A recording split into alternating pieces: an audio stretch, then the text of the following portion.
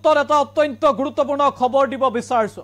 এইবাৰ বিহালীৰ পৰা হিমন্ত বিশ্ব শৰ্মা নেতৃত্বাধীন বিজেপি চৰকাৰ কুৰ্ঠাৰ সমালোচনা আম আদমি পাৰ্টিৰ ৰাজ্যিক সভাপতি মনোজ ধানোৱাৰৰ। আজিলৈকে বিহালীত একো উন্নয়নেই কৰিব নোৱাৰিলে বিজেপিয়ে, এই গুৰুতৰ অভিযোগ আপৰ নেতাগৰাকী। উপ নিৰ্বাচনৰ প্ৰচাৰ চলাবলৈ গৈ বিহালী সমষ্টিৰ দুৰৱস্থা দেখি এইবাৰ বিজেপি কুৰ্ঠাৰ সমালোচনা আম আদমি পাৰ্টিৰ ৰাজ্যিক সভাপতিগৰাকীৰ। সবিশেষ এনি টক্সৰ দৰ্শকক গুৰুত্বপূৰ্ণ খবৰ আমি জনাই আছো। আজিলৈকে বিহালী সমষ্টিত বিজেপিয়ে একো উন্নয়নেই কৰিব নোৱাৰিলে। সমষ্টিটো সংৰক্ষণ কৰাৰ সময়তো জাতি জনগোষ্ঠীৰ সৈতে কোনো আলোচনাই নকৰিলে এইখন চৰকাৰে। বিহালীৰ অসম অৰুণাচল সীমান্ত সঠিক ৰূপত সুৰক্ষিত কৰাত ব্যৰ্থ এতিয়া বিজেপি চৰকাৰ। একেদৰে কাজিৰঙাৰ পৰিসৰ বৃদ্ধিৰ বাবে এতিয়া সমস্যাৰ সন্মুখীন হৈছে বিহালীৰ কৃষক ৰাইজ। কিন্তু মৌন বিজেপি চৰকাৰ, মৌন বিজেপিৰ নেতা মন্ত্ৰী। বিজেপি আৰু কংগ্ৰেছৰ বিপৰীতে জনতাৰ বাবে কাম কৰি যাব আম আদমি পাৰ্টিয়ে। বিহালীত নিৰ্বাচনী প্ৰচাৰৰ মাজতে এইবাৰ সংবাদমেল আম আদমি পাৰ্টিৰ ৰাজ্যিক সভাপতি মনোজ ধানোৱাৰ। সংবাদমেলৰ জৰিয়তে বিহালী সমষ্টিৰ দুৰৱস্থাৰ জিয়া ছবি উদঙাই দিলে আম আদমি পাৰ্টিৰ নেতাগৰাকী। এই মুহূৰ্তত সংবাদমেল আমি আগবঢ়াইছো। বিগত ৪-৫ দিনৰ পৰা বিহালী উপনিৰ্বাচনৰ উপলক্ষে আমি ইয়াতে কেম্পেইনিং কৰি আছো। বিভিন্ন ঠাইত আমি গৈ আছো আৰু ৰাইজৰ লগত দলটোক আৰু কেণ্ডিডেটক চিনাকি কৰাই দিয়া উদ্দেশ্য লৈ ৰাইজৰ মাজত গৈ আছো। বিপুল সঁহাৰি লাভ কৰিছো। যদিও আমাৰ এতিয়াও অলপ কৰণীয় যথেষ্ট আছে, নতুন দলৰ যিটো প্ৰতীক ঝাৰুটো চিনাকি কৰাই দিয়াৰ ক্ষেত্ৰত যথেষ্ট কাম কৰিব লগা আছে। তথাপি আমি আশাবাদী যে এই নিৰ্বাচনৰ জৰিয়তে বিহালীবাসী ৰাইজৰ লগত আম আদমি পাৰ্টিৰ এটা যুগসূত্ৰ স্থাপন হ'ব। আমি ভোটো যথেষ্ট পাম আৰু আগন্তুক দিনত দলটো আগুৱাই লৈ যাবৰ কাৰণে যথেষ্টখিনি কাম এই উপনিৰ্বাচনত আমি কৰিবলৈ সফল হ'ম বুলি আশাবাদী। ইতিমধ্যে বিহালী অঞ্চলটোত ঘূৰি থাকোঁতে কিছুমান কথা লক্ষ্য কৰিছোঁ যে ৰাস্তা পদূলি ইমান ভয়ংকৰ অৱস্থাত আছে, য'ত বিজেপিয়ে প্ৰচাৰ কৰি আছে যে উন্নয়ন, তেওঁলোকে চাৰিওফালে উন্নয়ন কৰি আছে। কিন্তু বিহালী অঞ্চলটোত, বিহালী বিধানসভা সমষ্টিটোত যেতিয়া আমি সোমাই যাওঁ, মূল ৰাস্তাটোৰ পৰা যেতিয়া অলপ ভিতৰলৈ যাওঁ, যিটো সাংঘাতিক দুৰৱস্থা আছে। কিছুমান ৰাস্তা এনেকুৱা আছে যে আমি শিলগুটিয়ে পৰিছে নে নাই তাকো বিচাৰি ফুৰিব লগা হয়। তেনেকুৱা ধৰণৰ ৰাস্তা আমি দেখিছোঁ। তো এইটো বৰ দুৰ্ভাগ্যজনক কথা যে আজি উন্নয়নৰ ঢোল পিটি থকা বিজেপি চৰকাৰৰ কোনো উন্নয়ন বিহালী সমষ্টিত আমি দেখিবলৈ পোৱা নাই। ইয়াৰ লগে লগে এটা বস্তু আমাৰ দৃষ্টিগোচৰ হৈছে যে 2026ৰ কাৰণে এই বিধানসভা সমষ্টিটো সংৰক্ষিত কৰা হৈছে। তো এই সন্দৰ্ভত চৰকাৰে সংৰক্ষণ কৰিছে, ঠিকে আছে, আমি ৱেলকাম কৰিছোঁ। কিন্তু ঘূৰি থাকোঁতে মোৰ যিটো অনুভৱ হৈছে যে স্থানীয় ৰাইজৰ লগত ইয়াত বিভিন্ন জাতি জনগোষ্ঠীৰ বসবাস, এই জাতি জনগোষ্ঠীসকলৰ লগত কোনো ধৰণৰ আলোচনা নকৰাকৈ এই বিহালী বিধানসভা সমষ্টিটো সংৰক্ষিত কৰা হৈছে যেন মোৰ এটা অনুভৱ হৈছে। এইটো বৰ দুৰ্ভাগ্যজনক কথা হৈছে, কাৰণ স্থানীয় ৰাইজৰ মতামত লৈ, কাৰণ যিহেতু আমি গণতন্ত্ৰত আছোঁ, নিৰ্বাচনৰ প্ৰক্ৰিয়াটো গণতন্ত্ৰ জীয়াই থাকিব লাগিব। গতিকে তেওঁলোকৰ মতামত নোলোৱাকৈ চৰকাৰে যি ধৰণে সিদ্ধান্ত ল'লে দুৰ্ভাগ্যজনক বুলি আমি ক'ব বিচাৰিম যে অন্ততঃ বিহালীবাসী ৰাইজক এই সন্দৰ্ভত চৰকাৰে এটা মত বিনিময় কৰাৰ পিছত সিদ্ধান্ত ল'ব লাগিছিল বুলি আমি ভাবিছোঁ। ইয়াৰ লগে লগে আৰু বহুতো সমস্যা আছে এই অঞ্চলটোৰ কাৰণে। আমি অৰুণাচলৰ যিটো বৰ্ডাৰ, যদিও আমি কিছুমান বৰ্ডাৰ ইতিমধ্যে আমি ভ্ৰমণ কৰিছোঁ আৰু কৰিব লগা আছে, এটা বস্তু অনুভৱ কৰিছোঁ যে বৰ্ডাৰ আমাৰ চিকিউৰ নহয়। লাগি থকা অৰুণাচল প্ৰদেশ যিটো আছে, সেই অঞ্চলৰ পৰা বহুতো সময়ত আগ্ৰাসন হোৱাৰ টাইপৰ পৰিস্থিতি হৈছে। আগত কিছু দুৰ্ঘটনা হৈও গৈছে, কিন্তু অসম চৰকাৰৰ তৰফৰ পৰা আমাৰ বৰ্ডাৰটো যিমানখিনি চিকিউৰ কৰিব লাগে সেইখিনি তেওঁলোকে পদক্ষেপ হাতত লোৱা নাই। মই ভাবিছোঁ এই ক্ষেত্ৰত চৰকাৰৰ কাম আছে। আম আদমি পাৰ্টিয়ে আগন্তুক দিনত এই ক্ষেত্ৰত কাম কৰি যাব, আপোনালোকৰ জৰিয়তে আমি জনাবলৈ বিচাৰিছোঁ। আৰু লাগি থকা যিটো কাজিৰঙা বনাঞ্চলৰ যিটো পৰিধি, সেই পৰিধিটো ইতিমধ্যে বৃদ্ধি কৰা হৈছে। বিহালী বিধানসভা সমষ্টিৰো কেইবাটামান এলেকা তাৰ ভিতৰত অন্তৰ্ভুক্ত হৈছে।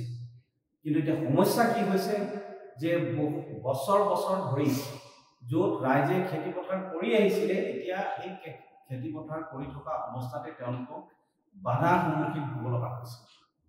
এনেধৰণৰ সিদ্ধান্ত লোৱাৰ সময়ত চৰকাৰে এইখিনি কথা চাব লাগিছে যে স্থানীয় ৰাইজৰ যাতে কোনো ধৰণৰ অসুবিধা নহয়। গতিকে এই অসুবিধা যি স্থানীয় ৰাইজে আজি কাজিৰঙা বনাঞ্চলটোৰ পৰিধি বৃদ্ধি কৰি দিয়াৰ কাৰণে যিটো অসুবিধাৰ সন্মুখীন হৈছে, আগন্তুক দিনত আম আদমি পাৰ্টিৰ মজিয়াত আমি ৰাইজৰ হকে মাত মাতি যাম।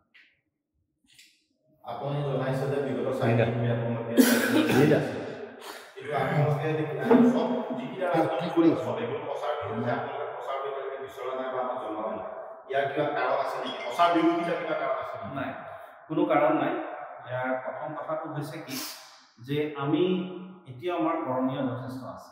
যদিও আম আদমি পাৰ্টিৰ এই উপনিৰ্বাচনৰ জৰিয়তে ৰাইজৰ কাষ চাপিবলৈ আমি সক্ষম হৈছোঁ, কিন্তু প্ৰচাৰৰ সন্দৰ্ভত আমাৰ কৰণীয় কাম যথেষ্ট আছে। মই এই কথাটো স্বীকাৰ কৰিছোঁ।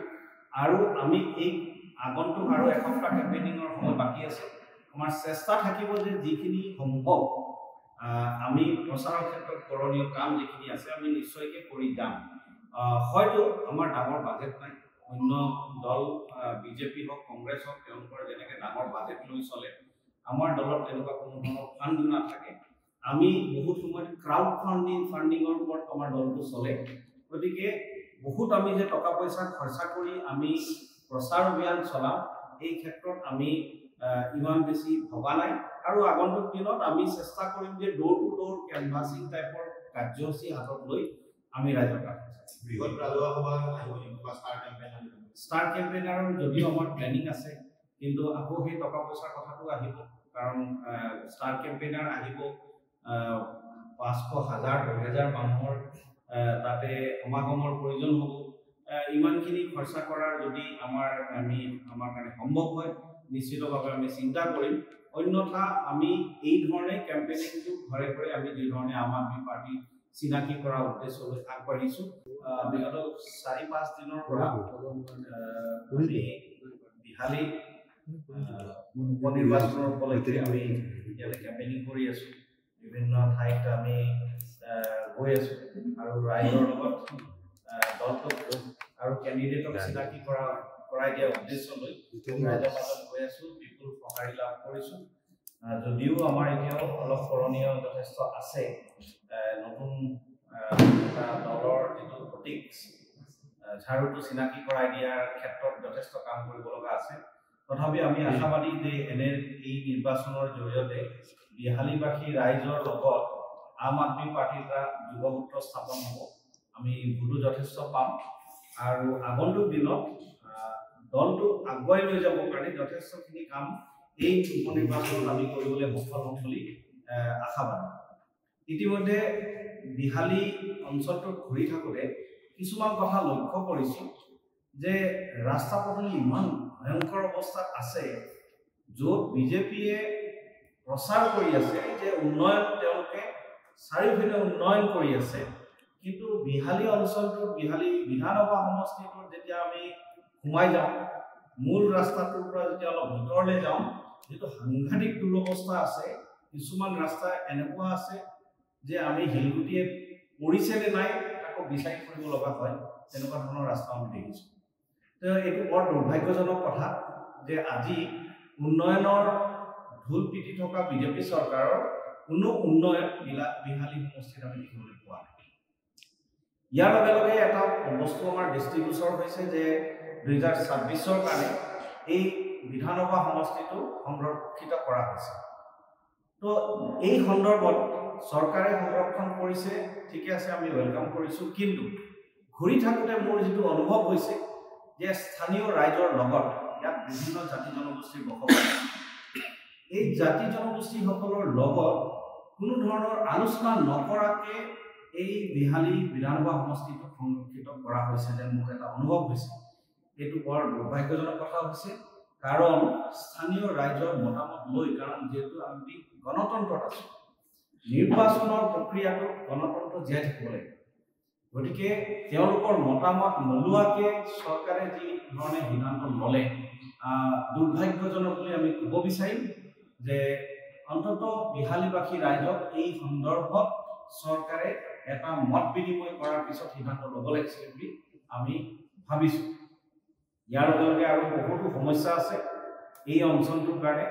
আমি অৰুণাচলৰ যিটো বৰ্ডাৰ, যদি আমি কিছুমান বৰ্ডাৰ ইতিমধ্যে আমি ভ্ৰমণ কৰিছো আৰু কৰিব লগা আছে, এটা বস্তু অনুভৱ কৰিছো যে বৰ্ডাৰ আমাৰ সিকিউৰ নহয়। লাগি থকা অৰুণাচল প্ৰদেশ যিটো আছে সেই অঞ্চলৰ পৰা বহুতো সময়ত আগ্ৰাসন হোৱাৰ টাইপৰ পৰিস্থিতি হৈছে। আগত কিছু দুৰ্ঘটনা হৈও গৈছে, কিন্তু অসম চৰকাৰৰ তৰফৰ পৰা আমাৰ বৰ্ডাৰটো যিমানখিনি সিকিউৰ কৰিব লাগে সেইখিনি তেওঁলোকে পদক্ষেপ হাতত লোৱা নাই। মই ভাবিছো এই ক্ষেত্ৰত চৰকাৰৰ কাম আছে। আম আদমি পাৰ্টিয়ে আগন্তুক দিনত এই ক্ষেত্ৰত কাম কৰি যাব, আপোনালোকৰ জৰিয়তে আমি জনাবলৈ বিচাৰিছো। আৰু লাগি থকা যিটো কাজিৰঙা বনাঞ্চলৰ যিটো পৰিধি, সেই পৰিধিটো ইতিমধ্যে বৃদ্ধি কৰা হৈছে। বিহালী বিধানসভা সমষ্টিৰো কেইবাটামান এলেকা তাৰ ভিতৰত অন্তৰ্ভুক্ত হৈছে। কিন্তু এতিয়া সমস্যা কি হৈছে যে বছৰ বছৰ ধৰি য'ত ৰাইজে খেতি পথাৰ কৰি আহিছিলে, এতিয়া এই খেতি পথাৰ কৰি থকা অৱস্থাতে তেওঁলোকক বাধাৰ সন্মুখীন হ'ব লগা হৈছে। এনেধৰণৰ সিদ্ধান্ত লোৱাৰ সময়ত চৰকাৰে এইখিনি কথা চাব লাগিছে যে স্থানীয় ৰাইজৰ যাতে কোনো ধৰণৰ অসুবিধা নহয়। গতিকে এই অসুবিধা যি স্থানীয় ৰাইজে আজি কাজিৰঙা বনাঞ্চলটোৰ পৰিধি বৃদ্ধি কৰি দিয়াৰ কাৰণে যিটো অসুবিধাৰ সন্মুখীন হৈছে, আগন্তুক দিনত আম আদমি পাৰ্টিৰ মজিয়াত আমি ৰাইজৰ হকে মাত